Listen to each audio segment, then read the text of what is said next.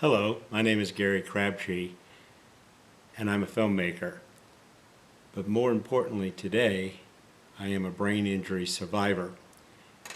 And if you're one of my subscribers, I thank you very much for your support, but this isn't going to be my typical type of film.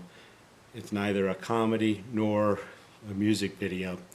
This is addressing an experience that occurred to me on May the 25th, 2007, that potentially has changed my life forever. The following is an excerpt from an interview of my experience of recovering from a traumatic brain injury.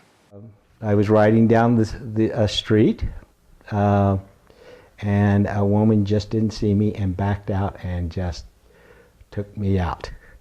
So she didn't even see you? She didn't see me, and she didn't even know she had hit me. You know, she thought she had run over a bucket. And yeah, because when she looked in her rearview mirrors, guess what? There wasn't anyone back there because I was flat on the ground.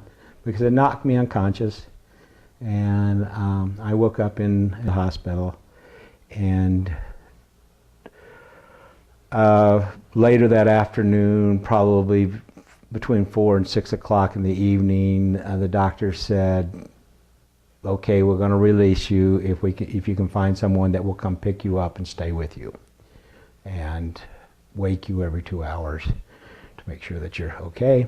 And in a couple of days, I couldn't pick my head up off the pillow, and so I called and I left a message, and his nurse called back and said, oh, by the way, you'll have a headache. So that was my experience in a small town, with the local hospital. Fortunately, or unfortunately, but I called my insurance agent, and my insurance agent said, Gary, he said, you need two things.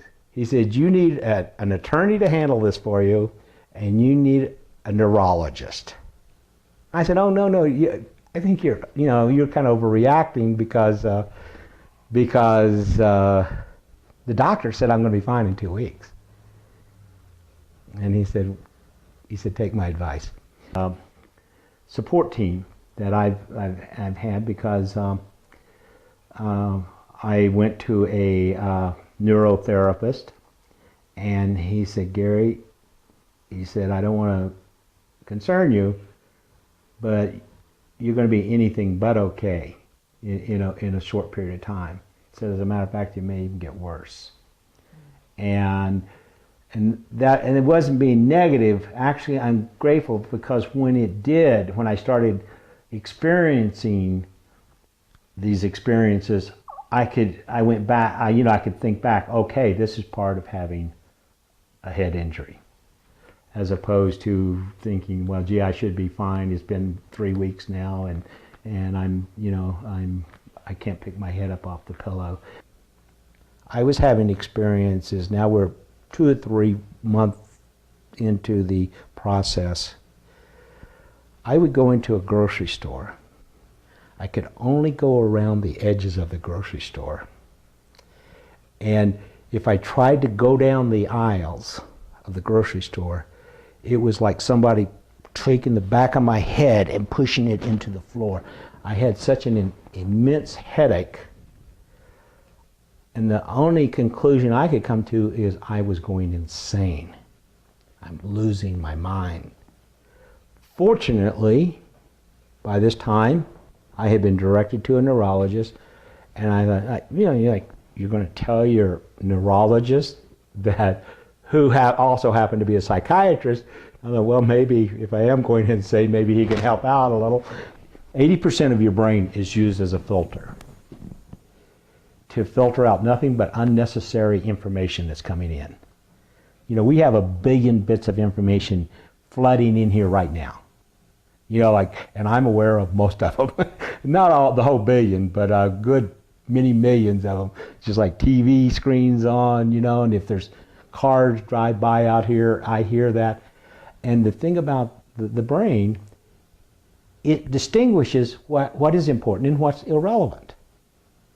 But for the brain injured person, they can't distinguish. It's all coming in at the same rate.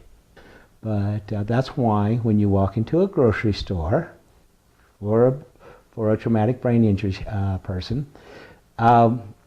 they are overwhelmed. 10,000 items on the shelves on both sides of you coming in at you simultaneously is overwhelming. There's music on the up here, fluorescent lights, they flicker. And for a person who's brain injured, it can't put the continuity to it. It sees the flickers. And it's just, so that was really helpful, and I was really appreciative of hearing that. The point being is that the people who haven't been diagnosed or do not have the support system, they think they're losing their minds. I spoke with a man who hadn't been diagnosed for 2 years. 2 years. I was interviewing him and he says, "Gary, I tried to commit suicide 4 times." And I can understand completely that is, because I don't know where that would have taken me to.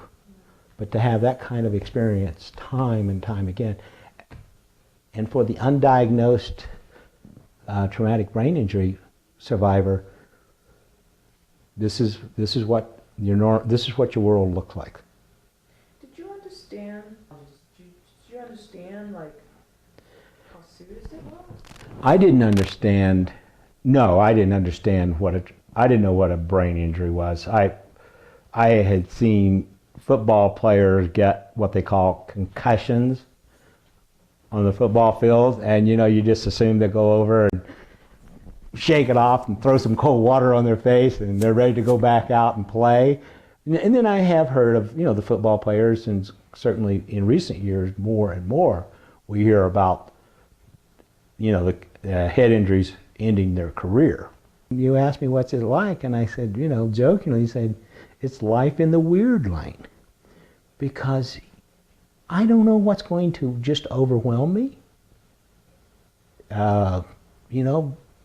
Things that I used to do, I can't do anymore. Everything seems to emotionally, physically, fatigue is huge.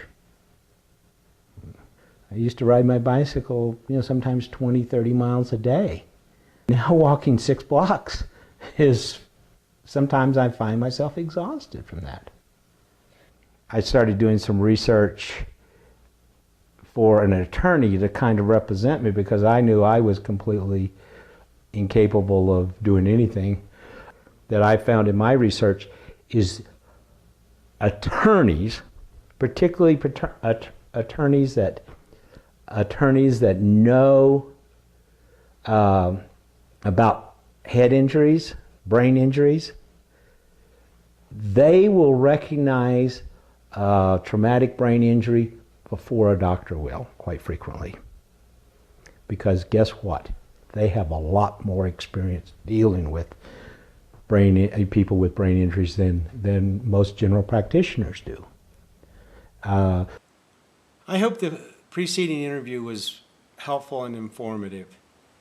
There was 3 points that I wanted to make. Is 1, you're not alone, you're not going crazy, and there is help. Get it. This is part of a documentary that we're making on the mild traumatic brain injury. If you know someone, particularly a professional athlete or a returning veteran from Iraq who may have a mild traumatic brain injury, diagnosed or undiagnosed, I would love to hear from you. My email is at the end of this video, and the very best with your recovery. Thanks again. Bye-bye.